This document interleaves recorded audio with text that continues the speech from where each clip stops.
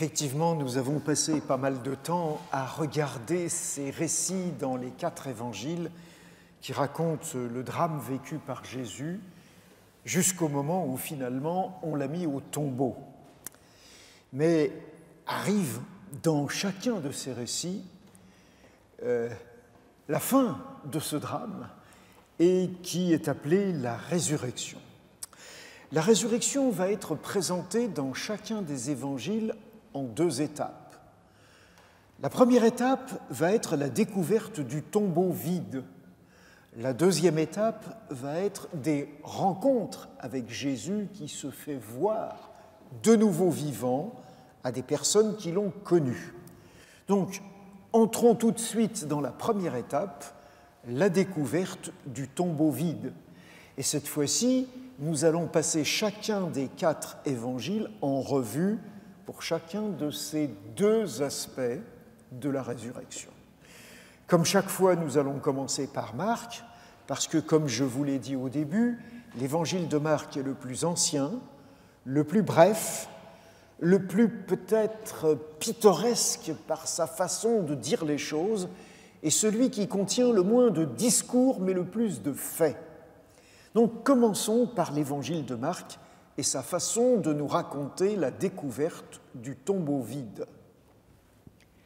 Le premier jour de la semaine, elles se rendirent au sépulcre, de grand matin, comme le soleil venait de se lever. Elles disaient entre elles : « Qui nous roulera la pierre loin de l'entrée du sépulcre ?» Et levant les yeux, elles aperçurent que la pierre, qui était très grande, avait été roulée. Elles entrèrent dans le sépulcre, virent un jeune homme assis à droite, vêtu d'une robe blanche, et elles furent épouvantées. Il leur dit : « Ne vous épouvantez pas, vous cherchez Jésus de Nazareth qui a été crucifié. Il est ressuscité, il n'est pas ici. Voici le lieu où on l'avait mis. Mais allez dire à ses disciples et à Pierre qu'il vous précède en Galilée. C'est là que vous le verrez, comme il vous l'a dit. » Elles sortirent du sépulcre et s'enfuirent.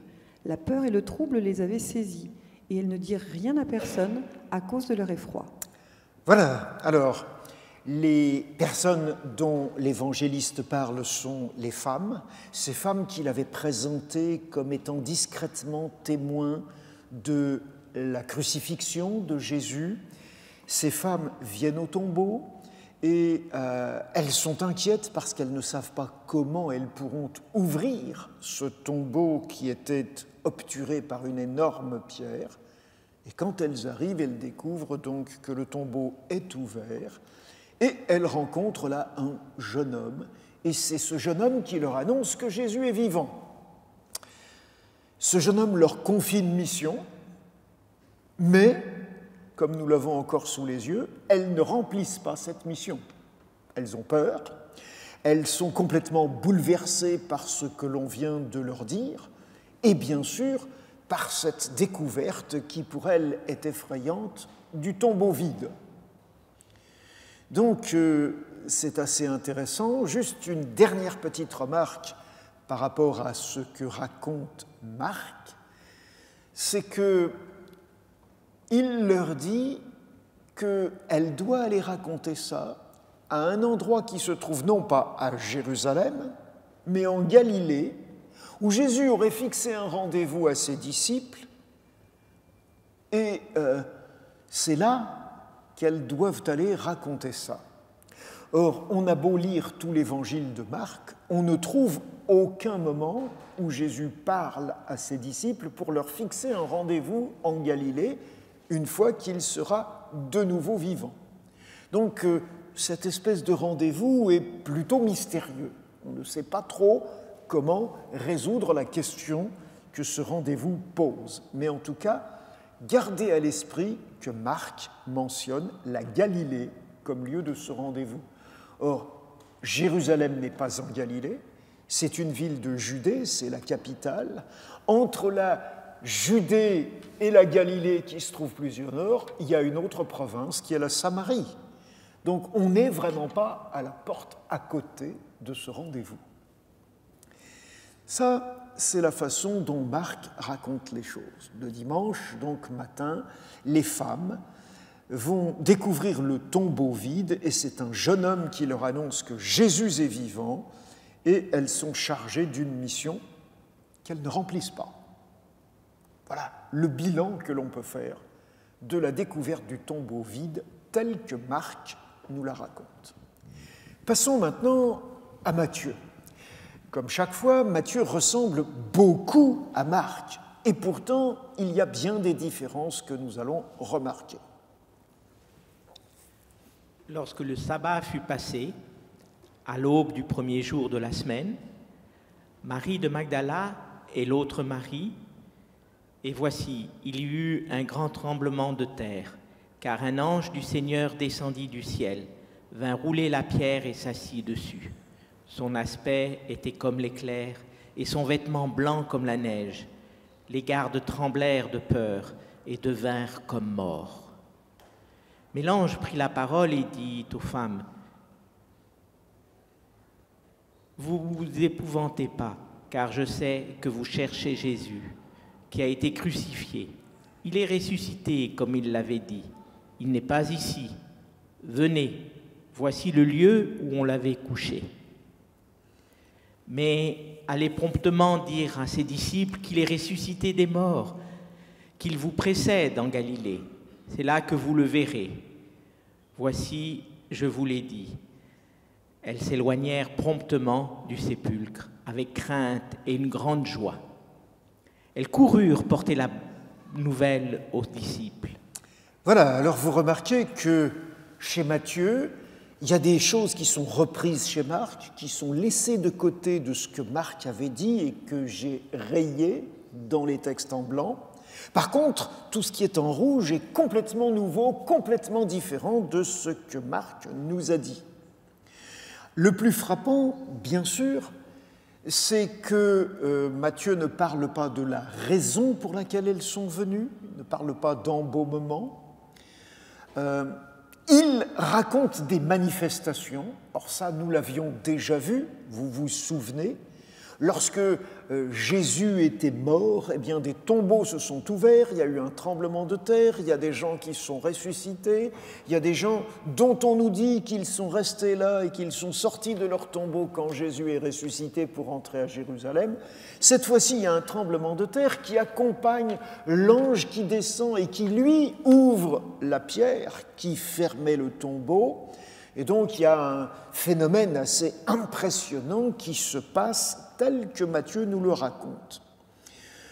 Ensuite, eh bien, on voit que ces femmes qui sont venues au tombeau sont chargées d'un message qui ressemble énormément à celui qui a été confié par le jeune homme dans l'évangile de Marc, mais que cette fois-ci, elles remplissent cette mission et qu'elles le font avec joie.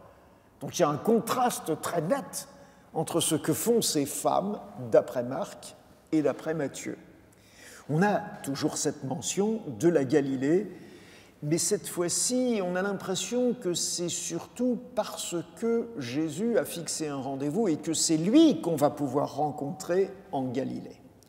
Donc Matthieu reste dans cette ambiance très forte d'un événement extraordinaire qui produit des tremblements de terre, qui bouleverse la nature.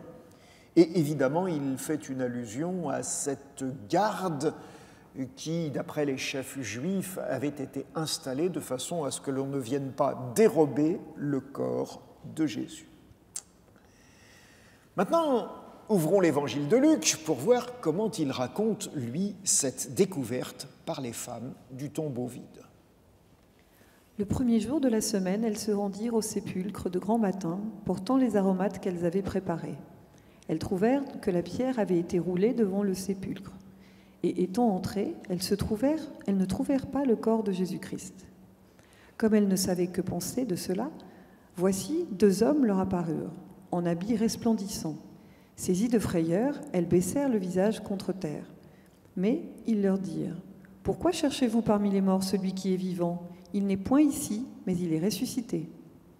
Souvenez-vous de quelle manière il vous a parlé lorsqu'il était encore en Galilée et qu'il disait : il faut que le Fils de l'homme soit livré entre les mains des pécheurs, qu'il soit crucifié et qu'il ressuscite le 3e jour. » Elles se souvinrent des paroles de Jésus. À leur retour du sépulcre, elles annoncèrent toutes ces choses aux 11 et à tous les autres. Celles qui dirent ces choses aux apôtres étaient Marie de Magdala, Jeanne, Marie, mère de Jacques, et les autres qui étaient avec elle. Ils tinrent ces discours pour des rêveries, et ils ne crurent pas à ces femmes. Mais Pierre se leva et courut au sépulcre. S'étant baissé, il ne vit que les linges qui étaient à terre, puis il s'en alla chez lui, dans l'étonnement de ce qui était arrivé. Voilà, alors, il y a des nouveautés, comme il y a des choses qui ressemblent à ce que nous avons déjà lu dans les deux autres évangiles. On explique vraiment que les femmes sont là pour embaumer le corps de Jésus. On nous dit que ces femmes sont entrées dans le sépulcre. On nous raconte leur dialogue avec 2 hommes, pas un, qui sont en habits resplendissants. Elles rapportent aux disciples ce qu'elles ont été chargées d'annoncer, c'est-à-dire que Jésus est ressuscité. La Galilée est évoquée, mais de façon différente. Ce n'est pas pour dire un rendez-vous, c'est pour dire que quand Jésus était en Galilée, il avait annoncé qu'il devait être arrêté, mourir et revenir à la vie. Et puis, Luc nous signale la réaction de Pierre. On ne croit pas le témoignage de ces femmes, et c'est vrai qu'on est dans une société où le témoignage de femmes est considéré comme absolument pas crédible. Et donc, voilà, elles ont dû rêver, il y a quelque chose qui s'est passé, d'accord. Cependant, Pierre, lui, va voir. Il va vérifier si ce que ces femmes racontent tient la route. Et il va aller au tombeau, et lui aussi va découvrir que le tombeau est vide. Donc, d'après Marc, Matthieu, il n'y a que les femmes qui ont vu le tombeau vide. D'après Luc, il y a ces femmes, et vous avez remarqué qu'il en donne les noms et une liste assez impressionnante. Mais Pierre aussi a découvert le tombeau vide grâce au témoignage des femmes. Donc, nous avons un récit qui est assez intéressant et qui, bien sûr, reste cohérent avec les autres, mais a d'autres points d'insistance que ceux de Marc et de Matthieu. Alors bien sûr, on ne peut pas ne pas lire l'évangile de Jean. Il nous a marqué hier dans ce que nous avons vu ensemble, et nous allons voir comment maintenant Jean raconte cette découverte du tombeau vide. Le premier jour de la semaine, Marie de Magdala se rendit au sépulcre dès le matin, comme il faisait encore obscur, et elle vit que la pierre était ôtée du sépulcre. Elle courut vers Simon-Pierre et vers l'autre disciple que Jésus aimait et leur dit : « Ils ont enlevé du sépulcre le Seigneur et nous ne savons où ils l'ont mis. » Pierre et l'autre disciple sortirent et allèrent au sépulcre. Ils couraient tous deux ensemble. Mais l'autre disciple courut plus vite que Pierre et arriva le premier au sépulcre. S'étant baissé, il vit les bandes qui étaient à terre. Cependant, il n'entra pas. Simon-Pierre, qui le suivait, arriva et entra dans le sépulcre. Il vit les bandes qui étaient à terre et le linge qu'on avait mis sur la tête de Jésus, non pas avec les bandes, mais plié dans un lieu à part. Alors l'autre disciple, qui était arrivé le premier au sépulcre, entra aussi et il vit et il crut, car il ne comprenait pas encore que, selon l'Écriture, Jésus devait ressusciter des morts, et les disciples s'en retournèrent chez eux. Cependant, Marie de Magdala se tenait dehors près du sépulcre et pleurait. Elle vit 2 anges. Elle vit Jésus debout, mais ne savait pas que c'était Jésus. Elle a annoncé qu'elle avait vu le Seigneur et qu'il lui avait dit ces choses. Voilà, alors, ce qui est très frappant chez Jean, c'est qu'il n'y a qu'une seule femme dans cette histoire, c'est Marie de Magdala, que Marie de Magdala va au sépulcre, qu'elle constate qu'il est ouvert et qu'elle aperçoit que le corps a disparu. Elle va donc alerter Pierre. Et Pierre et Jean, en tout cas ce qu'on pense, c'est que ces gens encore qui signent en parlant de ce disciple que Jésus aimait, sont partis tous les deux en courant, que Jean a couru plus vite que Pierre, qu'il est arrivé avant lui, mais que finalement il n'est pas entré, que Pierre est entré, et que ces deux ont découvert donc le tombeau vide. Et après ça, on retrouve Marie de Magdala, là, auprès du sépulcre, dans le jardin. Et on reviendra là-dessus, parce que ça, c'est la deuxième étape, c'est les apparitions de Jésus. Elle sera la première à voir Jésus, d'après ce que Jean raconte. Pour l'instant, la découverte du tombeau vide, c'est la découverte faite par une femme et confirmée par deux disciples, Pierre et probablement Jean. Les personnages sont mentionnés, il y a là deux anges, et donc on remarque qu'il y a quand même plus de ressemblance entre Luc et Jean qu'entre Luc, Jean et Matthieu et Marc. Il y a là quelque chose qui nous montre qu'il y a des sources d'informations auxquelles Luc a dû avoir accès et que peut-être Marc et Matthieu ne connaissaient pas. Donc nous avons un récit qui est assez intéressant. Bien sûr, Marie de Magdala est présentée comme première témoin et elle annonce évidemment ce qu'elle a vu, l'absence de Jésus. Puis, nous le reverrons, elle annonce qu'elle a rencontré le Seigneur vivant, ressuscité. Voilà donc pour cette première grande étape. Le tombeau est vide. Et ce tombeau est vide est l'occasion d'annoncer que Jésus est ressuscité. Mais ça ne le prouve pas. Il n'est pas là, d'accord.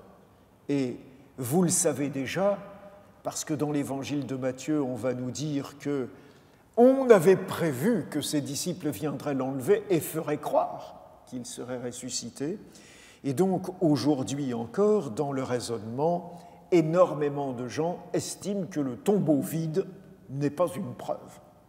C'est un phénomène curieux qu'on ne sait pas forcément expliquer ou dont on ne croit pas que les explications données par cet ange ou ces anges, ce jeune homme ou ces jeunes hommes en habits resplendissants, pas sûr que ce soit vrai. C'est ce que pensent beaucoup d'historiens aujourd'hui. Entrons maintenant dans la deuxième étape. La deuxième grande étape, ce sont les apparitions. Non seulement le tombeau était vide, mais Jésus a été vu. Des personnes l'ont vu.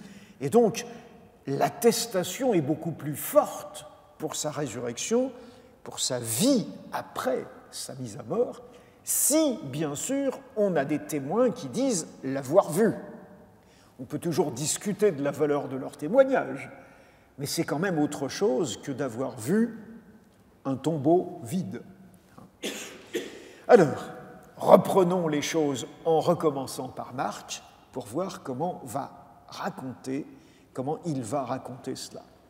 Alors, au préalable, ce que nous avons lu tout à l'heure sur le tombeau vide est dans plusieurs manuscrits quelque chose qui n'existe, qui se termine là, c'est-à-dire que Marc 16 se termine dans plusieurs manuscrits anciens au verset 8. Et tout ce qui vient après semble avoir été rajouté plus tard. Et c'est vrai que quand on lit cette finale de l'évangile de Marc, on a l'impression que c'est quelqu'un qui a écrit après coup et qui a fait un espèce de résumé de ce qu'il a trouvé dans les autres évangiles. Donc, sachez qu'on n'a pas la certitude que tout ce qui est écrit après le verset 8 du chapitre 16 de Marc soit vraiment authentique. Alors, lisons ce qui est écrit dans ces versets qui suivent à partir du verset 9. Jésus étant ressuscité le matin du premier jour de la semaine, apparut d'abord à Marie de Magdala, de laquelle il avait chassé 7 démons. Elle alla emporter la nouvelle à ceux qui avaient été avec lui et qui s'affligeaient et pleuraient. Mais ils entendirent qu'il vivait et qu'elle l'avait vu et ils ne crurent pas. Après cela, il apparut sous une autre forme à 2 d'entre eux qui étaient en chemin pour aller à la campagne. Ils revinrent l'annoncer aux autres, qui ne les crurent pas non plus. Enfin, il apparut aux 11 pendant qu'ils étaient à table, et il leur reprocha leur incrédulité et la dureté de leur cœur, parce qu'ils n'avaient pas cru ceux qu'il avait vus ressusciter.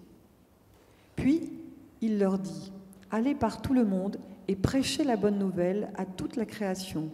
Celui qui croira et qui sera baptisé sera sauvé, mais celui qui ne croira pas sera condamné.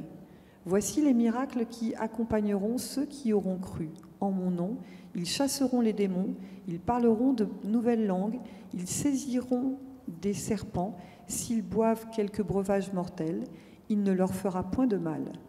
Ils imposeront les mains aux malades et les malades seront guéris. » Le Seigneur, après leur avoir parlé, fut enlevé au ciel et il s'assit à la droite de Dieu. Et ils s'en allèrent prêcher partout. Le Seigneur travaillait avec eux. Il confirmait la parole par les miracles qui l'accompagnaient. Voilà donc comment se termine l'évangile de Marc dans certains manuscrits. Alors, vous remarquez évidemment que tout ça fait penser à des tas de choses qui sont racontées dans les autres évangiles, donc il n'y a rien de tout à fait unique à Marc si on ajoute ce qu'on va voir chez Matthieu, chez Luc et chez Jean, on pourrait dire qu'on a exactement tout ce que Marc dit, écrit là, si c'est lui qui l'a écrit, si ce n'est pas quelque chose qui a été rajouté après coup. Donc, il y a une chose qui est très importante, c'est en fait qu'on va nous dire qu'il y a eu des apparitions du ressuscité, et on va nous dire surtout que ces apparitions sont l'occasion de confier une mission spéciale par le ressuscité à ceux qui croient encore en lui et qui sont en quelque sorte dopés, stimulés par ces rencontres avec le ressuscité.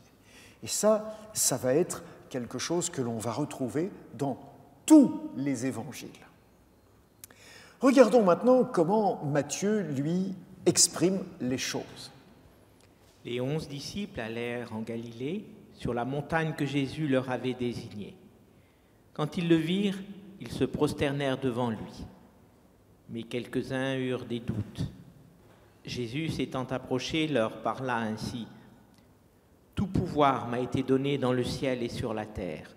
Allez, faites de toutes les nations des disciples, les baptisant au nom du Père, du Fils et du Saint-Esprit, et enseignez-leur à observer tout ce que je vous ai prescrit.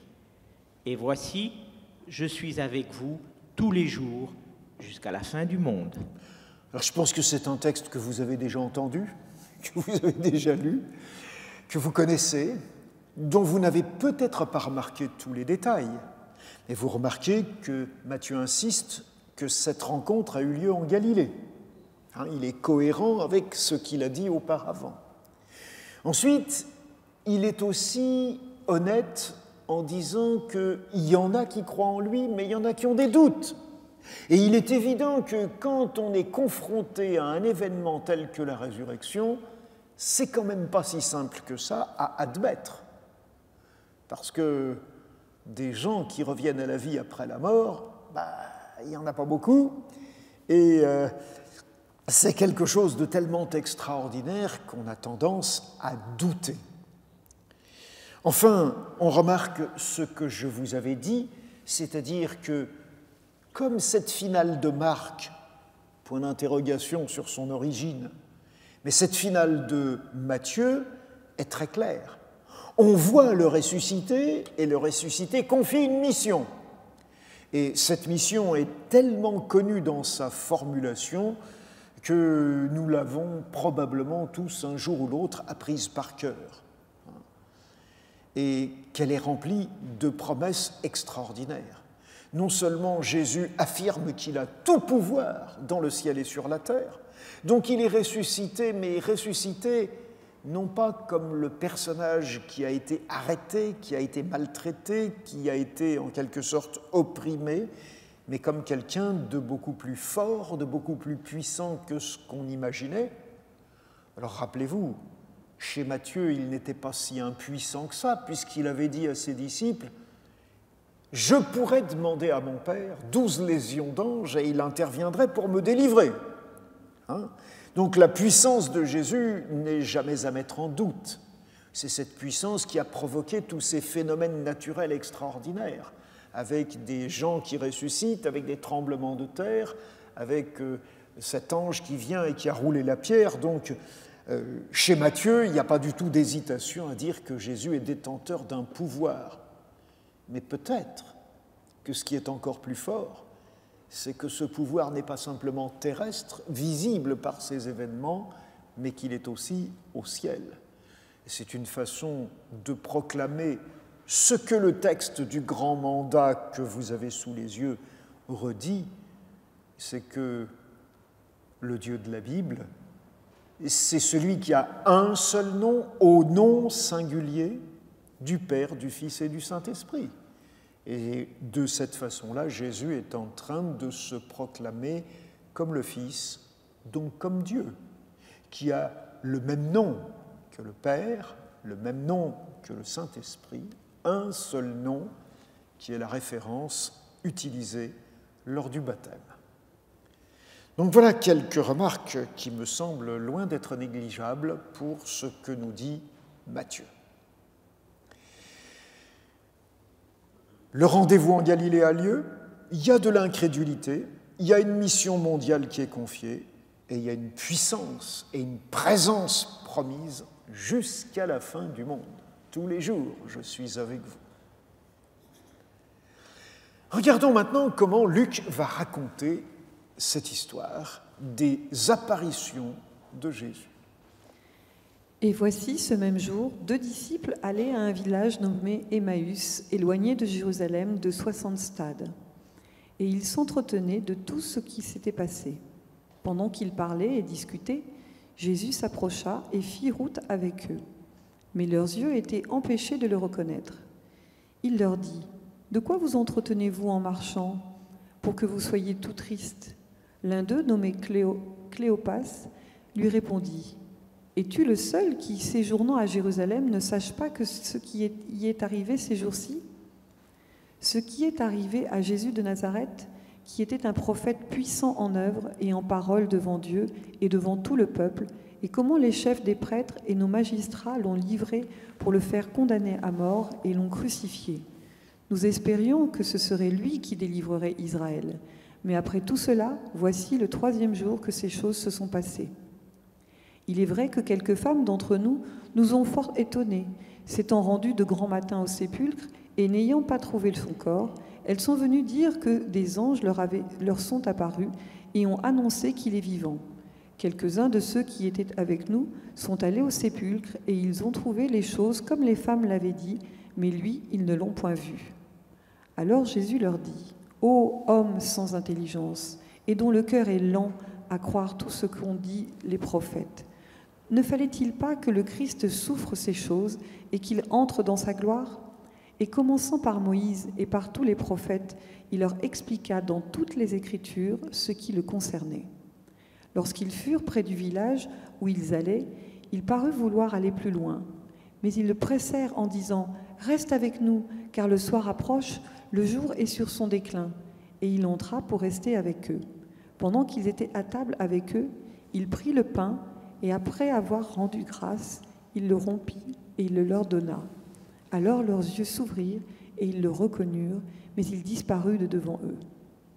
Et ils se dirent l'un l'autre : « Notre cœur ne brûlait-il pas en nous lorsqu'il nous parlait en chemin et nous expliquait les Écritures ?» Se levant à l'heure même, ils retournèrent à Jérusalem et ils trouvèrent les 11 de ceux qui étaient avec eux, assemblés en disant : « Le Seigneur est réellement ressuscité et il est apparu à Simon. » Et ils racontèrent ce qui leur était arrivé en chemin et comment ils l'avaient reconnu au moment où il rompit le pain. Tandis qu'il parlait de la sorte, lui-même se présenta au milieu d'eux et leur dit : « La paix soit avec vous. » Saisis de frayeur et d'épouvante, ils croyaient voir un esprit. Mais il leur dit : « Pourquoi êtes-vous troublés et pourquoi pareille pensée s'élève-t-elle dans vos cœurs ?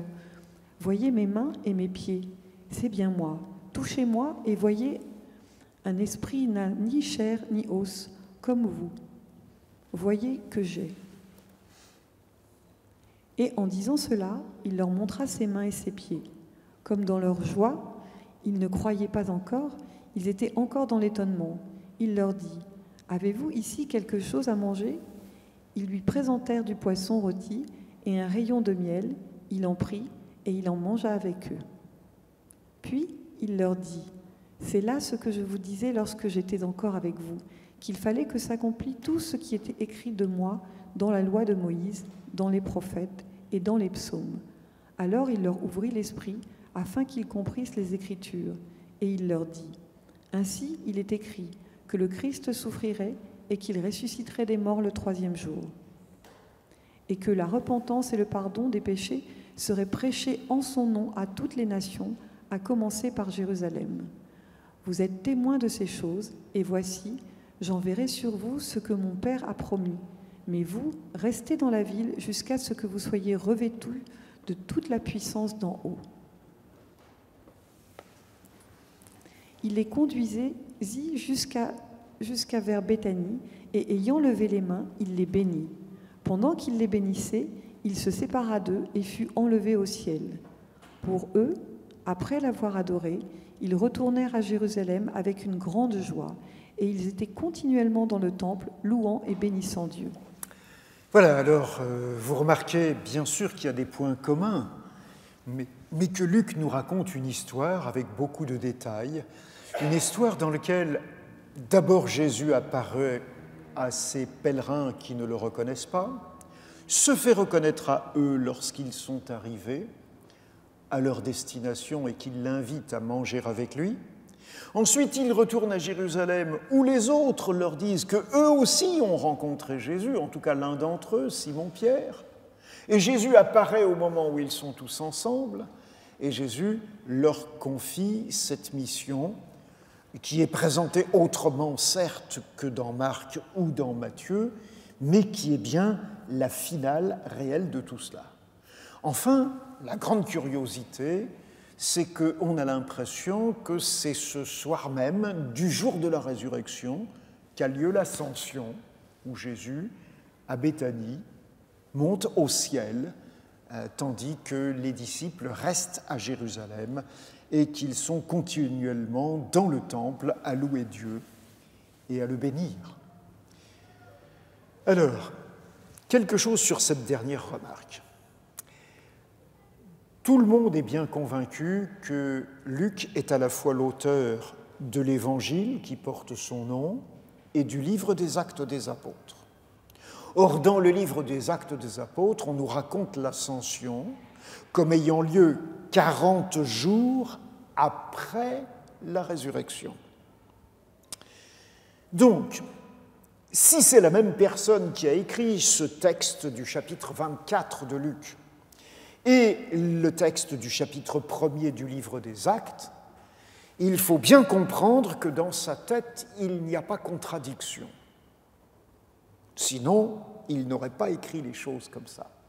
Mais il faut aussi bien comprendre que son objectif n'est pas d'abord de faire de l'histoire et de raconter l'exactitude des choses, dans le sens de minuter, de préciser où et quand. La lecture continue qu'on a faite donne l'impression que ça s'est passé le même jour. Et puis, quand on lit le livre des Actes, on se rend compte qu'il a fallu du temps pour que Jésus parle, explique un certain nombre de choses, confie la mission à ses disciples et finalement les quitte par cette ascension vers le ciel. Deuxième grande remarque qui est très importante. Quand le ressuscité se dévoile en rompant le pain à Emmaüs auprès des deux avec lesquels il a cheminé, dès qu'ils le reconnaissent, il disparaît à leurs yeux. Luc est en train de nous montrer que ce qui est important, ce n'est pas le sensationnel de voir le ressuscité, mais il le dit tout au long de ce qui suit. Il explique les Écritures pour dire que c'est ce qui devait se passer. Il leur fait donc une étude biblique en chemin. Et quand ils sont là face à la mission, il reprend cette étude biblique, commençant par Moïse, par tous les prophètes et par les psaumes, pour leur expliquer que l'Évangile doit être prêché, que la repentance doit être prêchée à toutes les nations à partir de Jérusalem. En quelque sorte, Luc est en train de nous dire, il est ressuscité. Certes, quelques-uns ont eu le privilège de le voir vivant, mais ce n'est pas la sensation des grands événements, des tremblements de terre et des choses sensationnelles qui compte. Ce qui compte, c'est que vous compreniez l'Écriture et que vous suiviez l'enseignement de l'Écriture qui vous confie une mission. Et ça, c'est quelque chose d'extrêmement important pour l'Évangile de Luc. Luc, nous l'avons déjà dit, ne s'adresse pas à des gens d'origine juive. Il essaye de viser un public qui n'est pas familier avec les Écritures. Mais en disant tout ça, il est en train de leur dire, c'est là qu'il faut aller. C'est cette collection de livres qui doit devenir votre livre de chevet, votre référence. C'est là que vous trouverez les explications pour comprendre qui a été ce Jésus. Et donc, vous voyez que pédagogiquement, il part de l'histoire de Jésus pour conduire les gens à l'Écriture, alors que Marc part de l'Écriture pour convaincre les gens que Jésus est bien le Messie. La démarche est différente, mais elle se justifie pleinement en face du public auquel on s'adresse. Donc nous avons là des choses qui nous aident à comprendre à la fois pourquoi il y a des différences et quelle est la portée de ces différences, quel est leur intérêt. Cette histoire des pèlerins d'Emmaüs est une magnifique histoire. Elle a été certainement prêchée, expliquée à bien des reprises. En tout cas, ce matin, dans l'église protestante de Melun, c'est sur ce sujet que le pasteur a prêché pour célébrer Pâques. Et c'est probablement pas le seul pasteur qui a prêché sur ce sujet. Voilà comment Luc raconte les choses. Donc, il raconte la rencontre avec les 2 disciples d'Emmaüs, avec les 11. Il explique la mort et la résurrection de Jésus par la conformité au texte de l'Écriture de la Bible hébraïque. Il mentionne aussi l'ascension, de même que la mission, comme on l'a vu. Petite parenthèse très concrète. Si Luc est effectivement un médecin, comme ce que l'apôtre Paul laisse entendre, c'est très intéressant de remarquer qu'il est celui qui va dire « Vous avez l'impression de voir un esprit, un fantôme ?» Peut-être que depuis les aventures de M. Mélenchon, on pourrait dire un hologramme. Mais non, donnez-moi à manger. Et on va lui donner du poisson rôti. Donc même les ressuscités pour l'éternité peuvent manger du poisson. Parenthèse, je la ferme. Et du miel. C'est curieux, mais c'est intéressant. Luc est en train de montrer quelque chose qui philosophiquement est extrêmement important dans la société hellénistique. Depuis 4 siècles, on croit, à cause des livres de Platon, que le grand philosophe Socrate a appris que l'être humain était fait de 2 choses bien différentes, un corps et une âme. Et que la mort, c'était la délivrance de cette âme, de ce corps qui lui sert de prison, et que l'éternité, bien sûr, c'est surtout pas avec un corps. Parce que le corps, c'est une prison, c'est une limitation. Et Luc est en train de dire, le ressuscité, il mange. Il a une bouche, un œsophage, un estomac, des intestins. À bon entendeur, salut. C'est quand même curieux. L'Évangile selon Jean va nous raconter aussi les choses à sa façon, qui est encore bien différente et très intéressante. Le soir de ce jour, qui était le premier de la semaine, les portes du lieu où se trouvaient les disciples étant fermées à cause de la crainte qu'ils avaient des Juifs, Jésus vint, se présenta au milieu d'eux et leur dit « La paix soit avec vous ». Et quand il eut dit cela, il leur montra ses mains et son côté. Les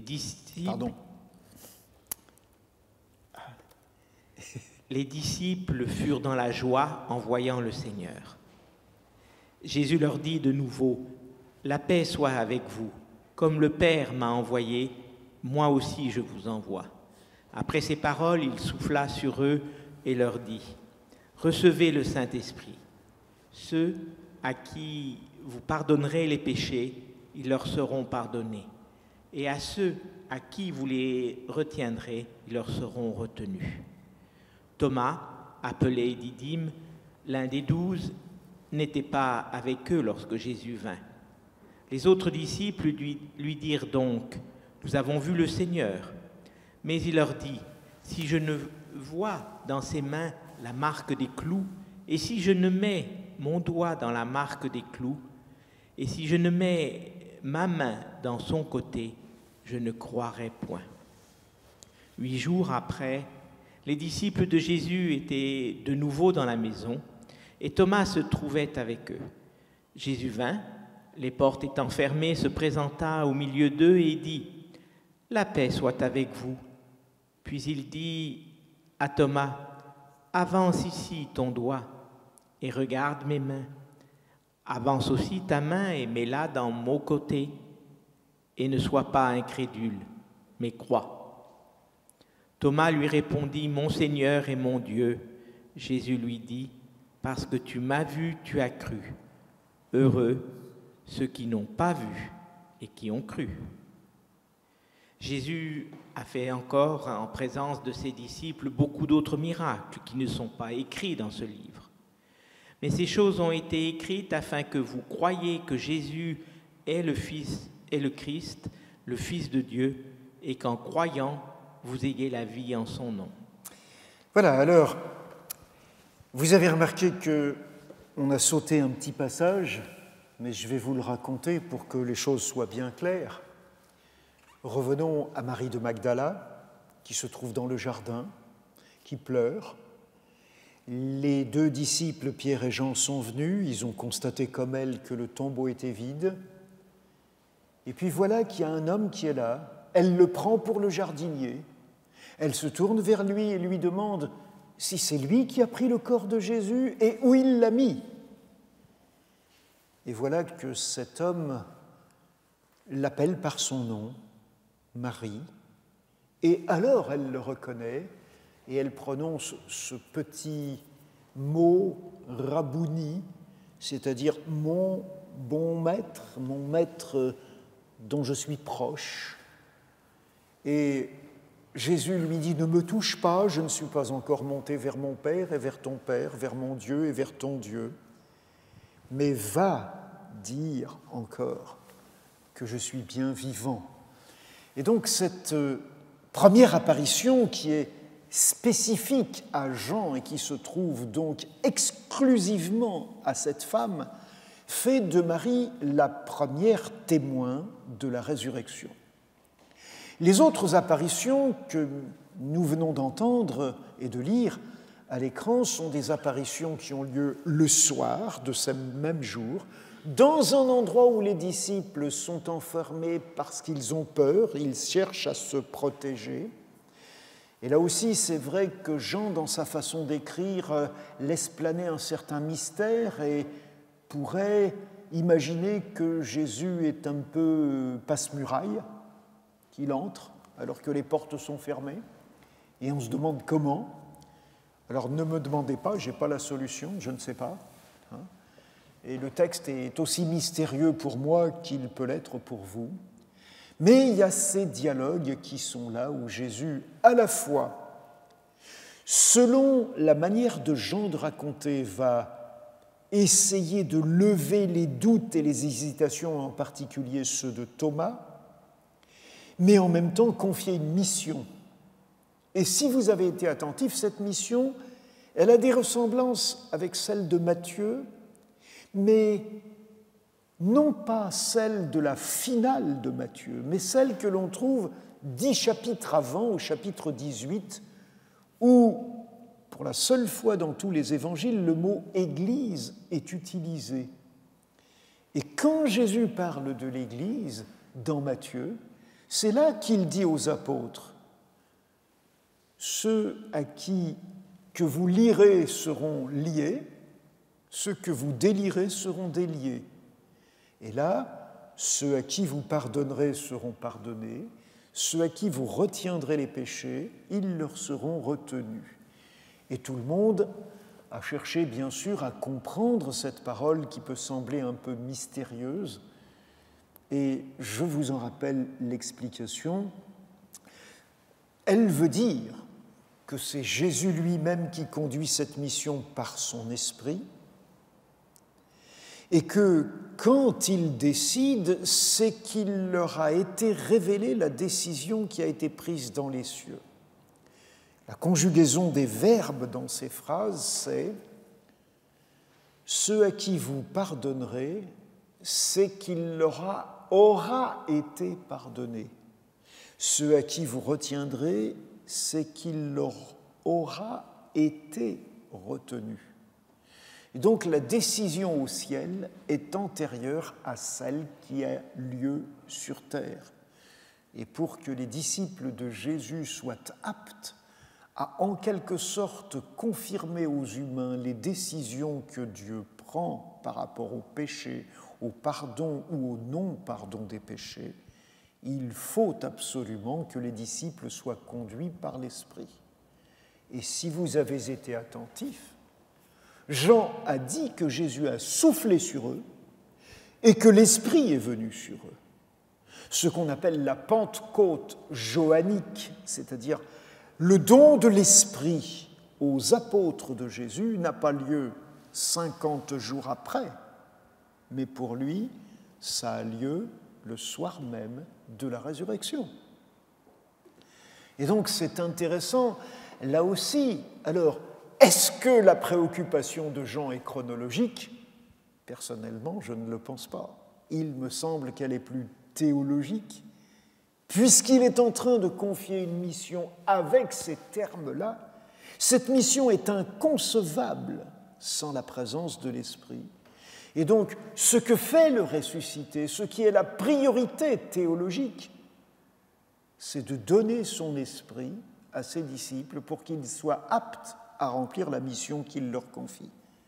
Et rappelez-vous, c'est très cohérent avec tous les discours qu'on a eus dans l'évangile de Jean, entre le chapitre 13 où Jésus a lavé les pieds de ses disciples le soir même, et puis après il y a eu tout cet échange des chapitres 14, 15 et 16, où Jésus va promettre un autre consolateur, le Saint-Esprit, qui viendra sur eux, qui les conduira dans toute la vérité, qui leur rappellera ce que Jésus leur a enseigné et qu'ils risquent d'avoir oublié. Et maintenant que Jésus est ressuscité, il est urgent pour Jean de dire que la promesse est tenue, que l'Esprit est donné.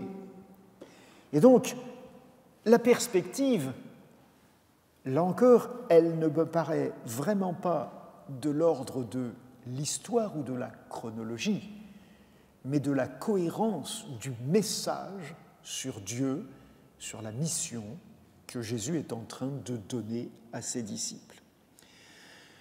Donc, ici, on a quelque chose de très intéressant. Il y a évidemment tout ce message d'apparition du ressuscité, de mission qui est confié. Et puis, il y a aussi toute une conclusion de l'Évangile qui est en train de rappeler pour quelle raison Jean écrit. Ce n'est pas juste pour informer les gens. Et il dit que si on voulait informer, on pourrait écrire des livres et des livres et des livres et des livres que la terre ne pourrait même pas contenir. Mais il dit, j'ai écrit afin que celui qui lit croit, devienne croyant, admette que Jésus est le Christ, le Fils de Dieu.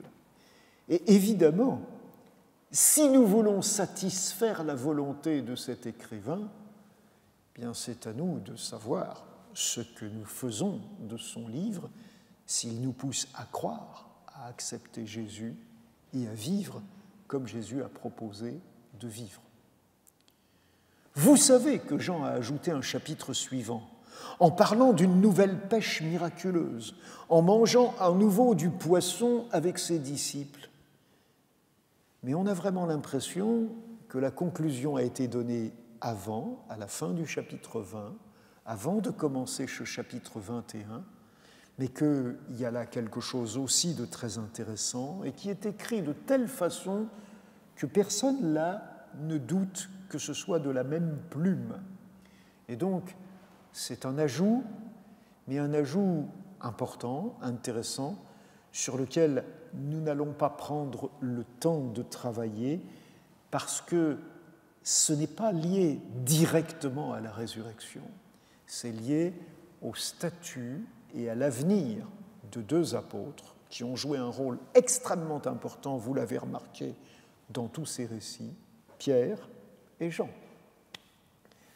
Et c'est de ces disciples-là que va naître l'Église, les premiers responsables, tels que nous le raconte le livre des Actes des Apôtres. Donc une fois de plus, il y a un lien plus étroit entre Jean et Luc qu'entre ces deux-là et les deux autres, Marc et Matthieu. Nous avons donc quelque chose qui est très important, très intéressant. Le tombeau est vide, il y a des apparitions, il y a une mission. La résurrection, elle est faite pour ça. Alors, je ne sais pas quelles sont vos questions à vous, mais je vous rappelle une chose.